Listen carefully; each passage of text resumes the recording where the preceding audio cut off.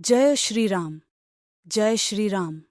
दूसरे दिन ब्राह्म मुहूर्त में उठकर तथा नित्य कर्म और संध्या उपासना आदि से निवृत्त होकर राम और लक्ष्मण गुरु विश्वामित्र के पास जाकर बोले, गुरुदेव, कृपा करके हमें यह बताइए कि राक्षस यज्ञ में विघ्न डालने के लिए किस समय आते हैं।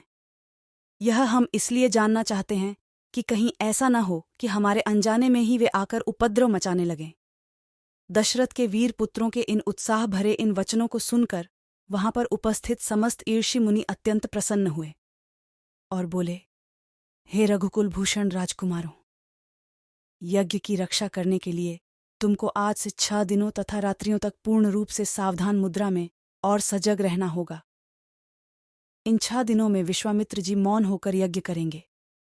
इस समय भी वे तुम्हारे किसी भी प्रश्न का उत्तर नहीं देंगे, क्योंकि वे यज्ञ की दीक्षा ले चुके हैं। सूचना पाकर राम और लक्ष्मण दोनों भाई अपने समस्त शस्त्रास्त्रों से सुसज्जित होकर यज्ञ की रक्षा में तत्पर हो गए। 5 दिन और 5 रात्रि तक वे निरंतर बिना किसी विश्राम के सतर्कता के साथ यज्ञ की रक्षा करते रहे, किंतु इस अवधि में किसी भी प्रकार की विघ्न बाधा नहीं आई। 6वें दिन राम ने लक्ष्मण से कहा, भाई सौमित्र, यज्ञ का आज अंतिम दिन है और उपद्रव करने के लिए राक्षसों की आने की पूर्ण संभावना है। आज हमें विशेष रूप से सावधान रहने की आवश्यकता है। तनिक भी असावधानी से मुनिराज का यज्ञ और हमारा परिश्रम निष्फल और निरर्थक हो सकता है। राम ने लक्ष्मण को अभी सचेष्ट किया ही था कि यज्ञ सामग्री, चमस, समिधा आदि अपने आप भभक उठे। आकाश से ऐसी ध्वनि आने लगी जैसे मेघ गरज रहे हों और सैकड़ों बिजलियां तड़धक रही हों। इसके पश्चात मारीच और सुबाहु की राक्षसी सेना रक्त, मांस, मज्जा, अस्थियों आदि की वर्षा करने लगी। रक्त गिरते देखकर राम ने उपद्रवकारियों पर एक खोजपूर्ण दृष्टि डाली। आकाश में मायावी राक्षसों की सेना को देखकर राम ने लक्ष्मण से कहा, लक्ष्मण, तुम धनुष पर शरसंधान करके सावधान हो जाओ। मैं मानवास्त्र चलाकर इन महापापियों की सेना का अभिनाश किए देता हूं। यह कहकर राम ने असाधारण फुर्ती और कौशल का प्रदर्शन करते हुए उन पर मानवास्त्र छोड़ दा।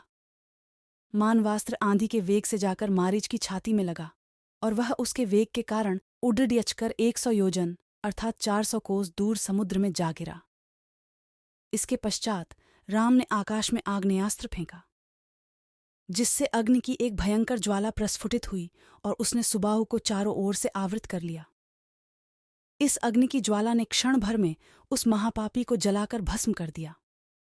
जब उसका जला हुआ शरीर पृथ्वी पर गिरा तो एक बड़े जोर का धमाका हुआ। उसके आघात से अनेक वृक्ष टूटकर भूमि पर गिर पड़े।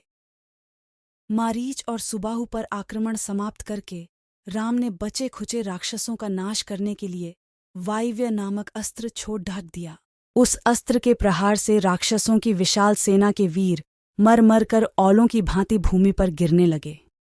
इस प्रकार थोड़े ही समय में संपूर्ण राक्षसी सेना का नाश हो गया। चारों ओर राम की जय जयकार होने लगी तथा पुष्पों की वर्षा होने लगी।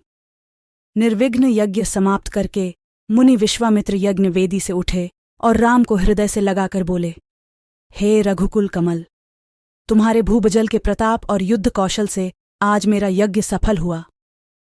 उपद्रवी राक्षसों का विनाश करके तुमने वास्तव में आज सिद्धाश्रम को कृतार्थ कर दिया। जय श्री राम। जय श्री राम।